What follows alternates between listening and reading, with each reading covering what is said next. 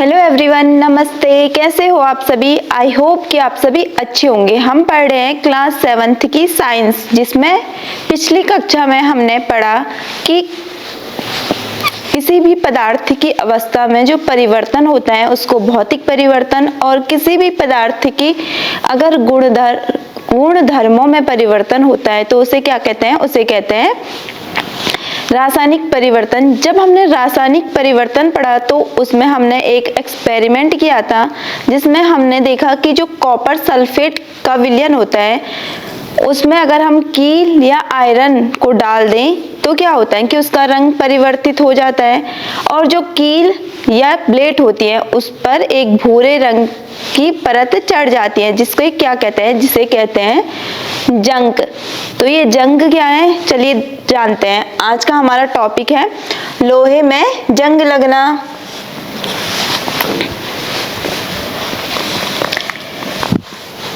बहुत बार आपने देखा होगा कि जो हमारे घर पे दरवाजे वगैरह होते हैं, अगर वो लकड़ी के नहीं है, एल्युमिनियम या लोहे, या जो हमारा गेट है वो क्या होता है, बहुत समय से अगर हमने उस पे पेंट वगैरह कुछ न किया हो तो उस पे एक भूरे रंग की परत चढ़ जाती है, जिसे क्या कहते हैं? जिसे जंग कहते हैं, जंग लगना कहते हैं।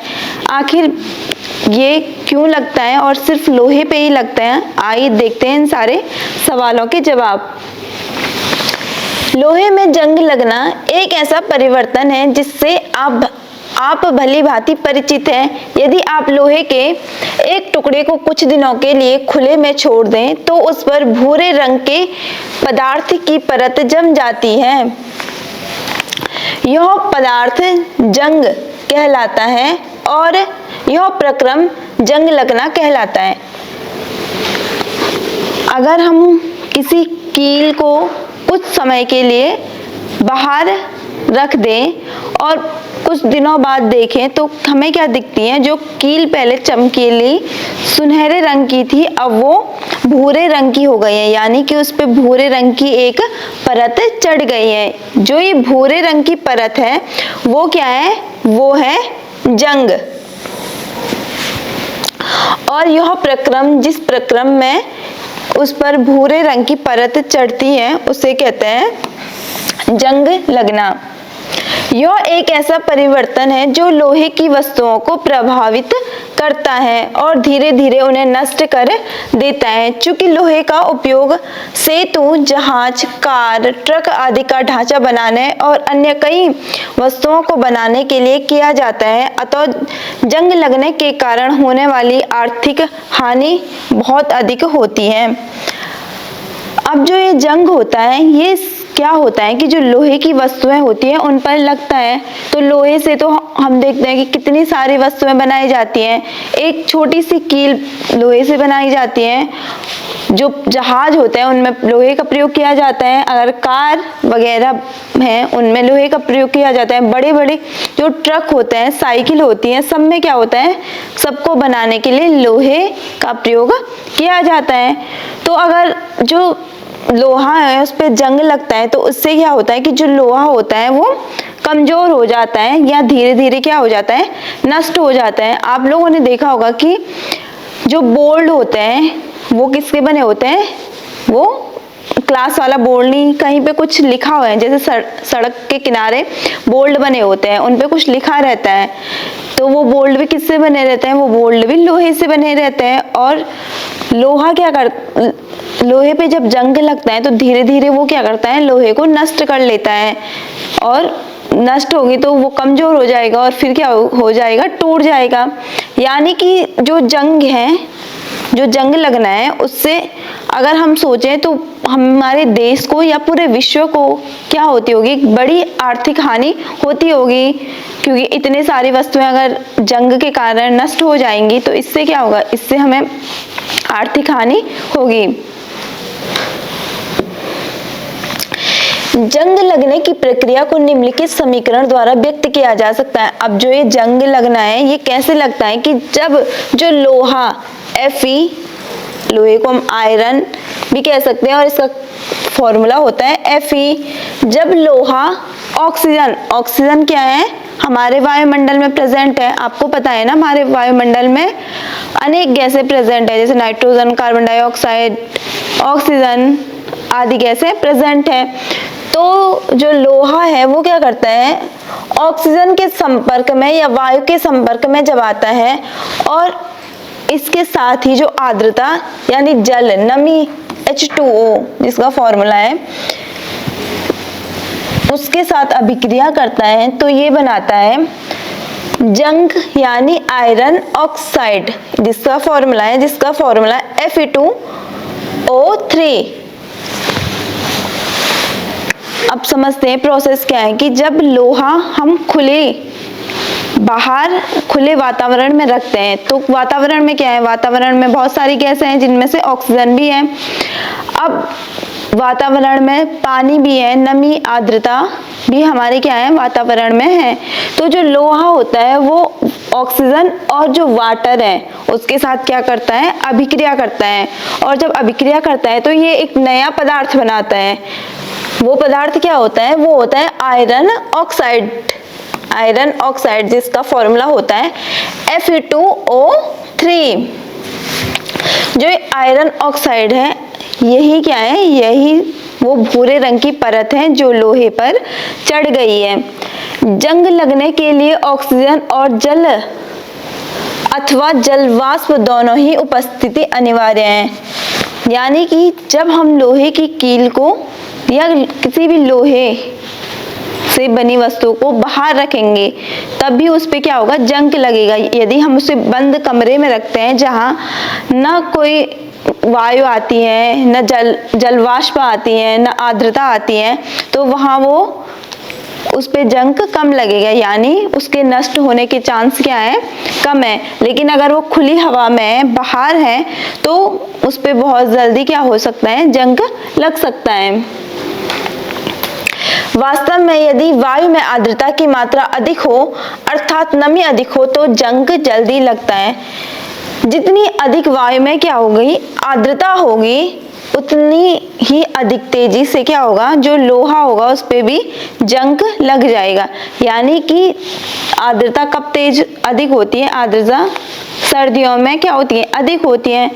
और बरसात के टाइम पे भी क्या होती है, अधिक होती है। अधिक पानी होता है ना वातावरण में उस टाइम पे, तो क्या होगा कि उस टाइम पे जो लोहा है उस पे बहुत अधिक और बहुत जल्दी ही क्या लग जाएगा, जंग लग जाएगा। अब देखते हैं कि ये जो जंग लग रहा है इसको हम किस प्रकार से रोक सकते हैं, किस प्रकार से हम लोहे पर जंग लगने से रोक सकते हैं या इसकी मात्रा को कम कर सकते हैं कि जो हमारा पदार्थ है, जो हमारी वस्तु है, वो उस पे बहुत देर में जंग लगे। कैसे, इसके उपाय करते हैं। लोहे पर जंग लगने से रोकथाम। लोहे की वस्तुओं को ऑक्सीजन अथवा जल दोनों के संपर्क में आने से बचाकर ही ऐसा किया जा सकता है। हमें क्या करना है कि जितना पॉसिबल हो जो लोहे की वस्तुएं हैं उन्हें आर्द्रता, जल या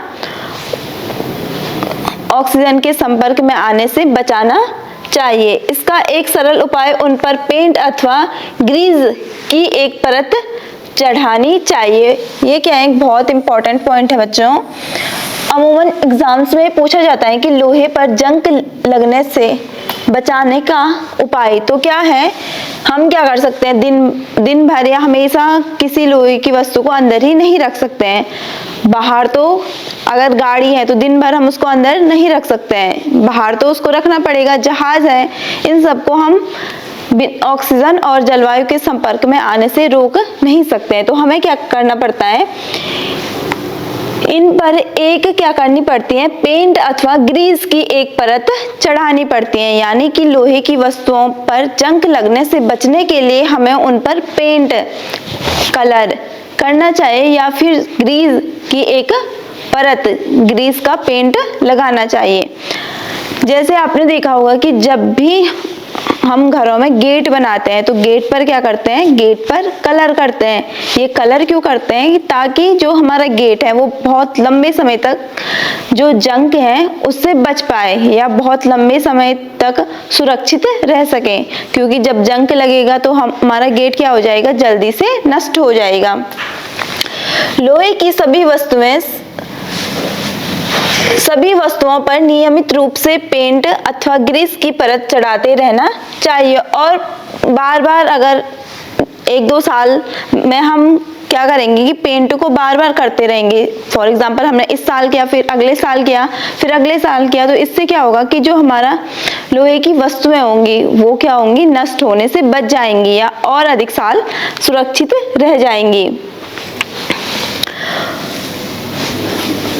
एक अन्य उपाय लोहे के ऊपर क्रोमियम अथवा जस्ता, जिंक जैसी किसी धातु की परत चढ़ाना। एक अन्य उपाय लोहे के ऊपर क्रोमियम अथवा जिंक जस्ता जैसी किसी धातु की परत चढ़ाना है। लोहे पर जिंक की परत चढ़ाने का प्रक्रम यसद लेपन गैल्वेनाइजेशन कहलाता है। या तो हम क्या कर सकते हैं, लोहे पर पेंट कर सकते हैं, या फिर कई बार क्या होता है कि जो लोहे की धातुएं होती हैं या लोहे के बर्तन हो गए, लोहे की और उपयोगी दरांती हो गई, और उपयोगी जो वस्तुएं हैं उन पे क्या किया जाता है, उन पर जस्ते की परत चढ़ाई जाती है। क्रोमियम अथवा जस्ते की क्या चढ़ाई जाती है, परत चढ़ाई जाती है। ये परत क्या करती है, जस्ता जो होता है वो ऑक्सीजन और जो आर्द्रता है उसके साथ अभिक्रिया नहीं करता है, तो इस पे जंग लगने के चांस क्या होते हैं, बहुत कम होते हैं। इससे क्या होगा कि जो हमारे लोहे की धातु है या लोहे की जो वस्तु है वो और अधिक क्या रहेगी, सुरक्षित रहेगी। और किसी लोहे की धातु पर जिंक की परत चढ़ाने का जो प्रक्रम होता है उसे यसद लेपन या गैल्वेनाइजेशन कहते हैं। जो ये प्रोसेस है जिसमें हम लोहे पर जिंक की परत चढ़ा रहे हैं, इसको क्या कहते हैं, इसको यसद लेपन या गैल्वेनाइजेशन कहते हैं। पानी के जहाज लोहे के बने होते हैं और उनका एक हिस्सा हमेशा पानी में डूबा रहता है। उनके ऊपर के हिस्से पर भी पानी की बूंदें गिरती हैं। समुद्र के पानी में अनेक लवण पाए जाते हैं। लवण युक्त जल जंग लगने के प्रक्रम के दर को बढ़ा देता है। यहाँ पर क्या लिखा है, यहाँ पर लिखा है कि जो लवण युक्त जल होता है, यानी कि जो उदासीन जल होता है, जो सॉल्ट होता है, वो क्या करता है कि जो लोहे पर जंग लगने की दर है उसको और अधिक क्या कर देता है, बढ़ा देता है। अतः जहाजों पर पेंट करने के बाद भी उन्हें जंग लगने से काफी क्षति होती है। यही नहीं, जहाजों के लोहे के कुछ भाग को बदलना प्रतिवर्ष आवश्यक हो जाता है। जो पानी के जहाज होते हैं, जो समुद्री जहाज होते हैं, वो अमूमन क्या होते हैं कि समुद्र में ही रहते हैं। तो जो समुद्र का पानी होता है वो खारा या लवण युक्त होता है। जो लवण होता है वो लोहे पर जंग लगने की दर को क्या कर देता है, बढ़ा देता है या तीव्र कर देता है। तो इसका मतलब जो समुद्री जहाज है उनमें क्या होगा, बहुत जल्दी क्या लग जाएगा, जंग लग जाएगा, और जंग क्या कर देगा, उनको क्षति पहुंचाएगा, यानी उनको नष्ट करने का प्रयास करेगा। तो इससे क्या होता है कि प्रतिवर्ष अनेक जहाज क्या हो जाते हैं, जंग से नष्ट हो जाते हैं या उनको क्षति पहुंचती है। और इससे हमें क्या होती है, हमें प्रतिवर्ष बहुत ज्यादा आर्थिक हानि भी होती है। इसलिए जो जहाज वगैरह होते हैं उनको नियमित क्या किया जाता है, पेंट किया जाता है। क्या आप विश्व में जंग लगने से होने वाली कुल आर्थिक हानि की कल्पना कर सकते हैं? अब आप कल्पना कीजिए कि विश्व में कितनी सारी ऐसी वस्तुएं हैं जो लोहे से बनाई जाती हैं। कुछ वस्तुएं हमेशा ही जलवाष्प और वायु के संपर्क में रहती हैं, तो कितनी जल्दी वो वस्तुएं खराब होती होंगी और कितने अधिक मात्रा में विश्व को इस जंग लगने से क्या होता होगा, हानि होती होगी।